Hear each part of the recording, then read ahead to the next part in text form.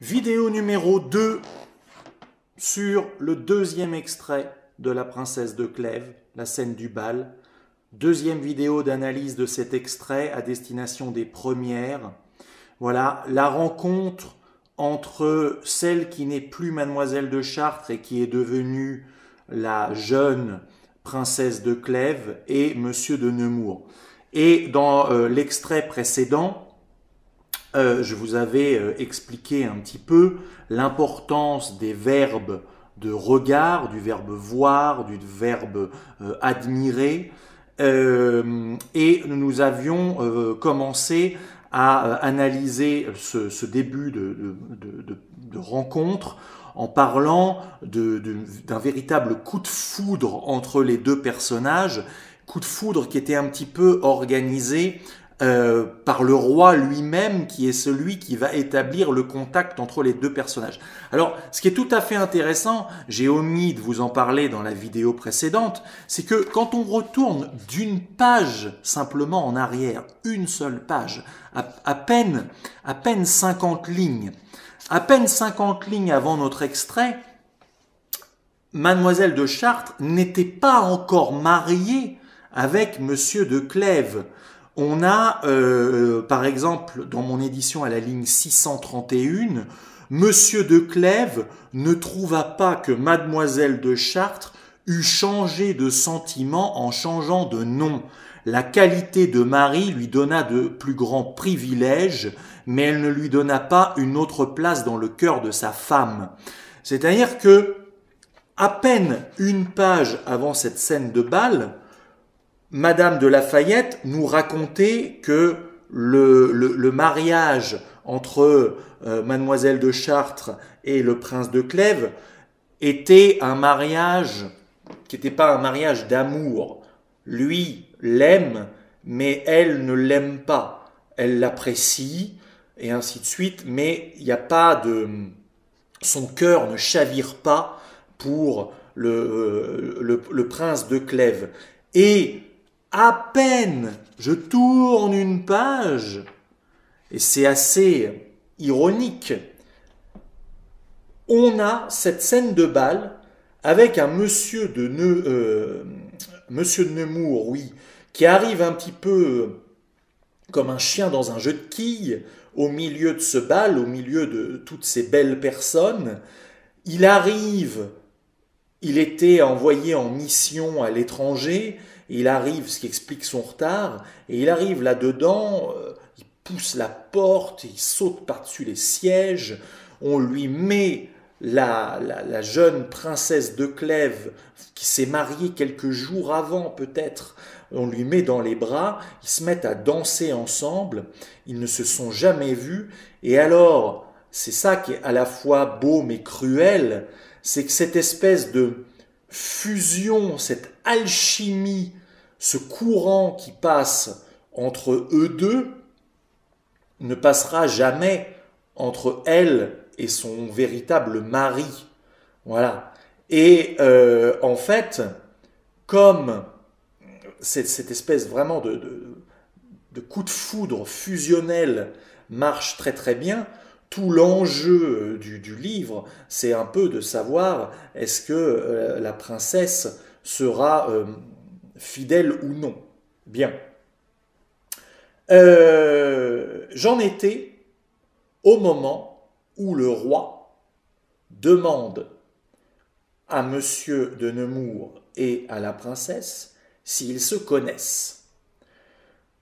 On en est donc à « Ils les appelèrent quand ils eurent fini, sans leur donner le loisir de parler à personne, et leur demandèrent s'ils n'avaient pas bien envie de savoir qui ils étaient, et s'ils ne s'en doutaient point. Pour moi, madame, dit Monsieur de Nemours, je n'ai pas d'incertitude, mais comme Madame de Clèves n'a pas les mêmes raisons pour deviner qui je suis que celles que j'ai pour la reconnaître, je voudrais bien que votre majesté eût la bonté de lui apprendre mon nom.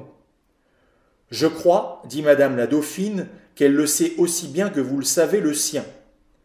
Je vous assure, madame, reprit Madame de Clèves, qui paraissait un peu embarrassée, que je ne devine pas si bien que vous pensez.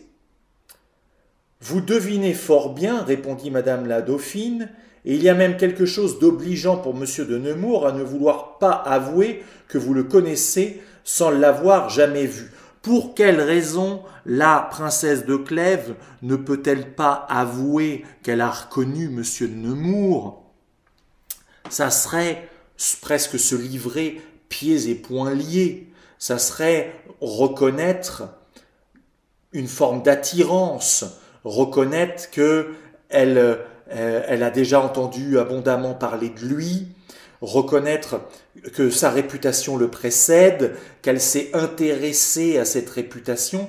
Et n'oubliez pas que nous sommes dans une espèce de vase clos, cette cour du Louvre où tout le monde épie tout le monde, avec des clans qui sont constitués pour ou contre le roi, la reine et ainsi de suite. Et on est véritablement sur le qui-vive, on ne veut pas laisser paraître de failles pour pas prêter le flanc à des critiques, à avoir une mauvaise réputation.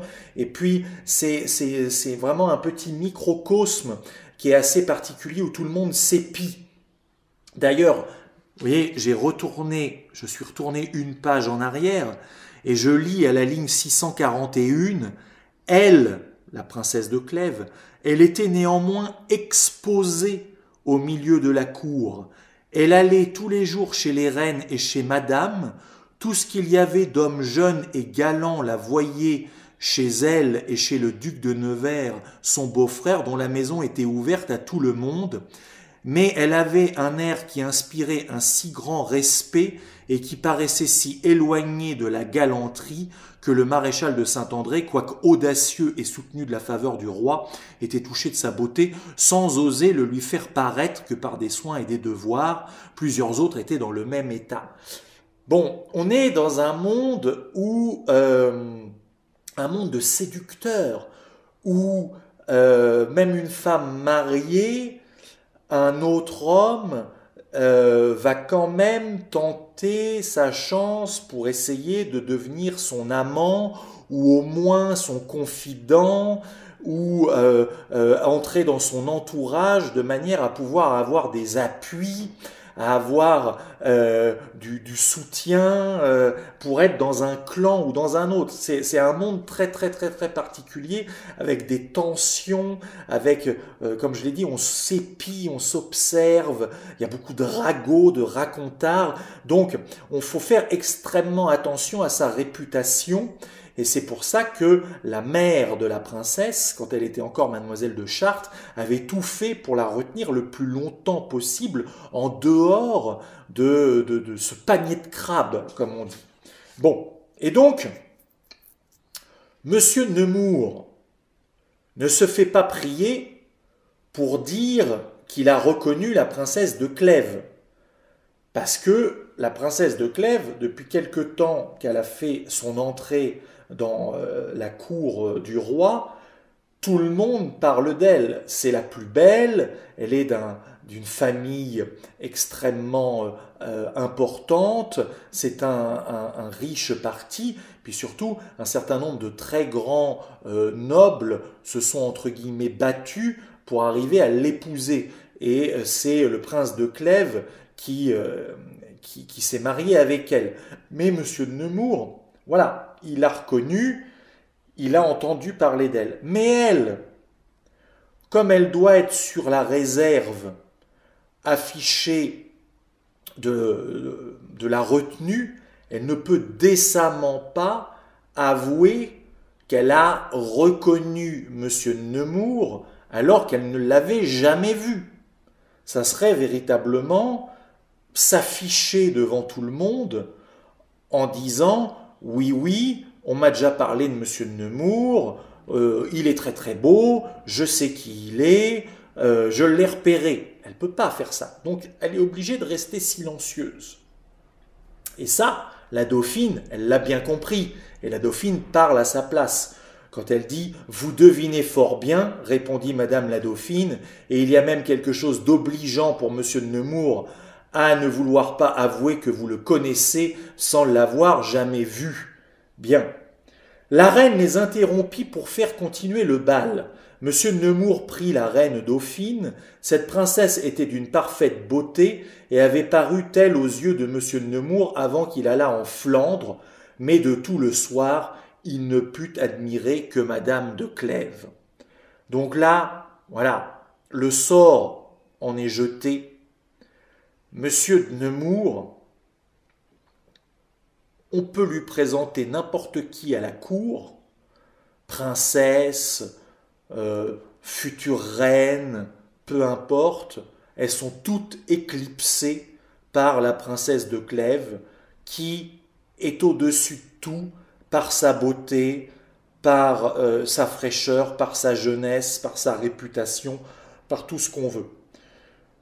Le chevalier de Guise, qui l'adorait toujours, était à ses pieds, et ce qui se venait de passer lui avait donné une douleur sensible. Il prit comme un présage que la fortune destinait M. de Nemours à être amoureux de Madame de Clèves, et soit qu'en effet il eût paru quelque trouble sur son visage, ou que la jalousie fit voir au chevalier de Guise au-delà de la vérité, il crut qu'elle avait été touchée de la vue de ce prince. Et il ne put s'empêcher de lui dire que M. de Nemours était bien heureux de commencer à être connu d'elle par une aventure qui avait quelque chose de galant et d'extraordinaire, et c'est la fin de notre passage.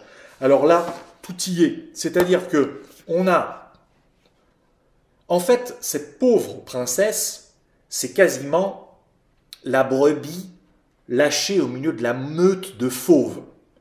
C'est-à-dire que elle vient d'épouser 2 pages avant le prince de Clèves. Elle était mademoiselle de Chartres, elle se marie, elle devient princesse de Clèves. Et là, elle va au bal, elle danse avec monsieur de Guise, la danse se sépare, le roi la colle dans les bras de monsieur de Nemours, voilà, qui tombe éperdument amoureux d'elle, coup de foudre, et de Guise, qui est aussi amoureux, puisqu'on vous dit le chevalier de Guise, qui l'adorait toujours, était à ses pieds, et ce qui venait de passer lui avait donné une douleur sensible.